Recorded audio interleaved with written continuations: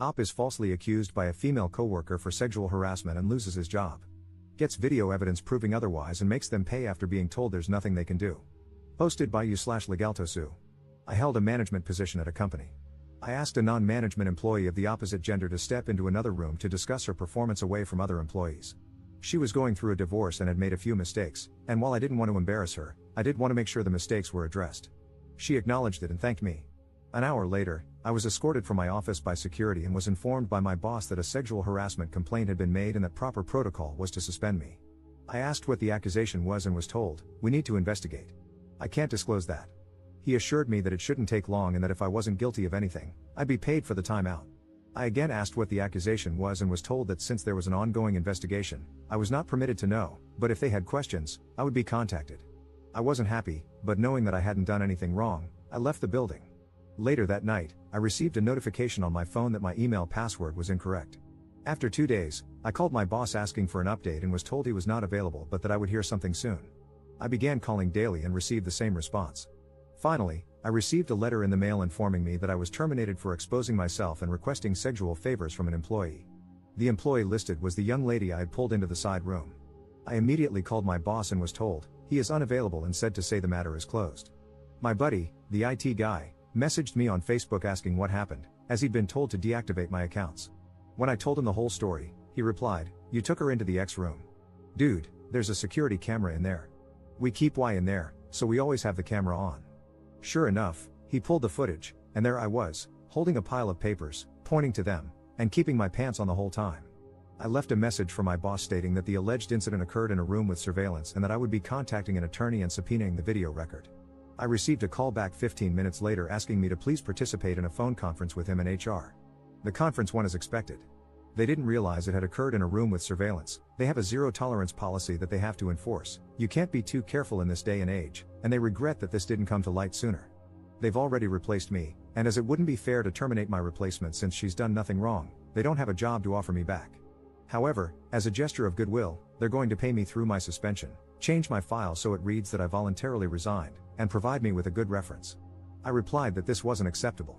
They made a false accusation against me, withheld vital information that I could have easily refuted, refused to take my calls, and completely failed in their own investigation by not checking video footage that would have immediately exonerated me. They asked what I thought would be fair. I told them they could immediately terminate the employee who made the accusation and either give me my job back or pay me 1 year's salary in addition to what was offered. My boss said that he could not discuss another employee with me and that neither of those options was feasible. The only options I had were what he had already offered. I replied that the options I gave were the only way I wouldn't sue the company along with the employee. My boss replied that I signed an agreement when I was first hired stating that I would take all disputes through arbitration and that I waived my right to sue the company. I do not remember signing the agreement, and I have not seen it, but it apparently says that I will take all disputes to arbitration, I will bear the costs of arbitration, and that I will accept the decision in arbitration. He stated that I will not fare any better in arbitration than what he's already offered and that I'll be out the money to cover the arbitration. I feel like I'm being bullied here and don't think he would have scheduled a phone conference with such immediacy if he didn't think the company was vulnerable to a lawsuit. I'm waiting on a call back from a few employment attorneys.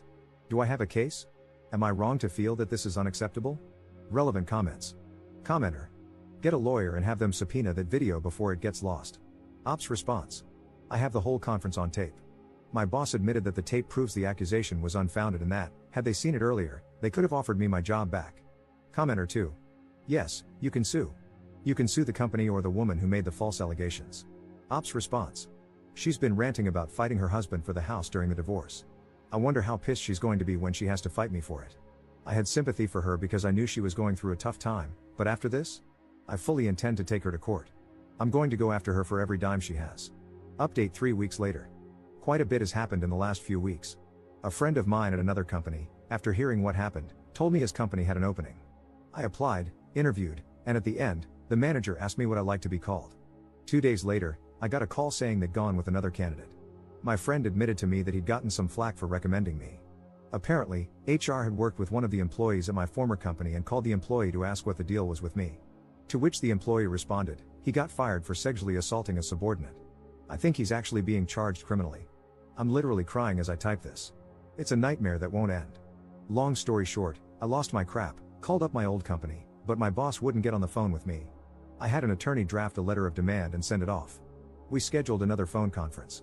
They once again regret that an employee provided a reference outside of the prescribed channels. The employee was coached on the proper way to handle such requests. My attorney informed them that, in addition to wrongful termination, we would be adding defamation to our complaint against them. They insist that they have not broken any laws and cannot control the actions of an individual employee who went against company policy. So we're at an impasse. Either I move ahead against them, or I walk away. At this point, I'm ready to drag this through court. I tried to take the high road and go elsewhere, but they're regretting a lot of what they've done to me without taking any action to correct it.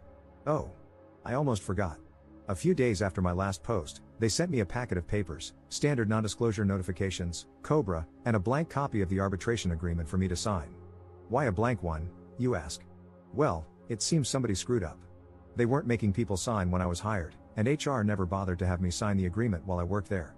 Of course, I have signed nothing they sent me, including that agreement. I considered allowing arbitration if they covered the costs and I had approval over who was selected, but my attorney has advised against that. I wish I had better news to report. Things aren't as hopeless as they first seemed, but they're not easily fixable either. As for the employee who made the accusation, I know you're eager to hear, but at this point, I can't comment on what's happening there. Thanks for all of the advice and support so far. I promise to update when everything resolves, if not sooner, as much as I can. Second update 1 year later.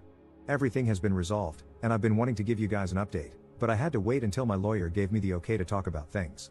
So let's start from the beginning.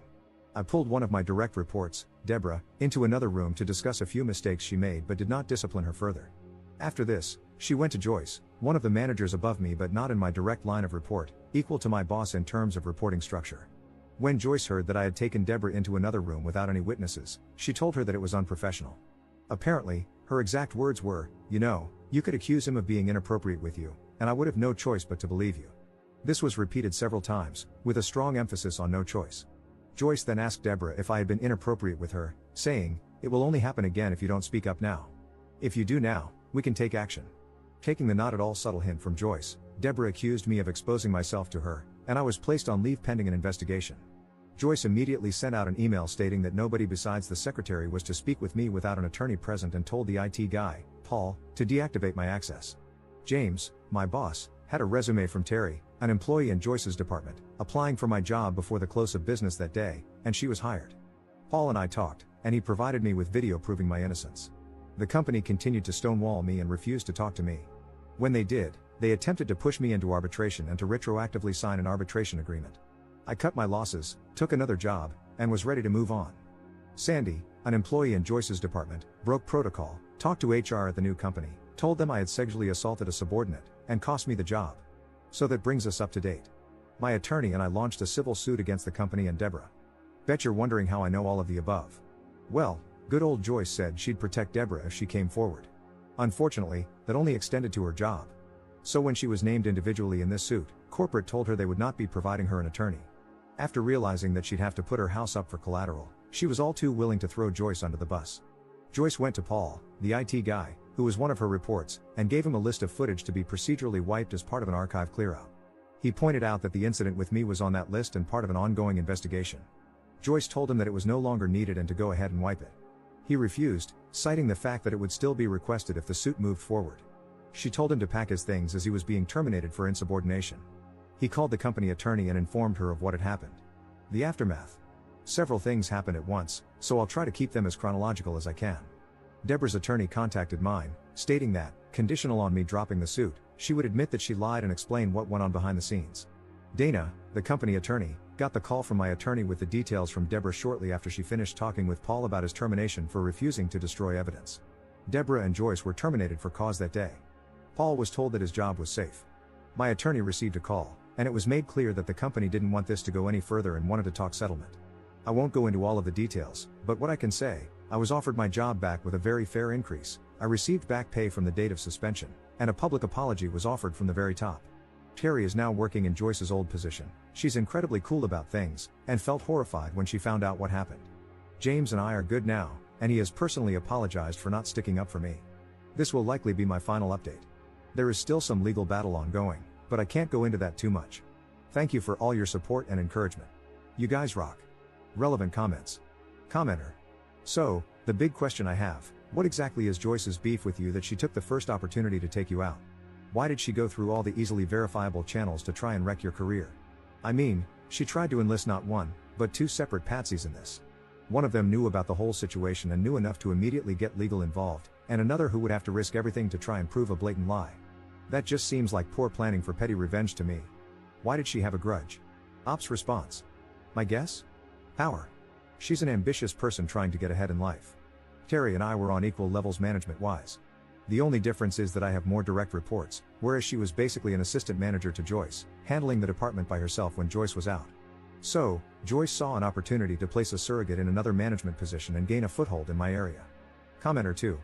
Did James remain fired too, or did he get his job back? Ops response.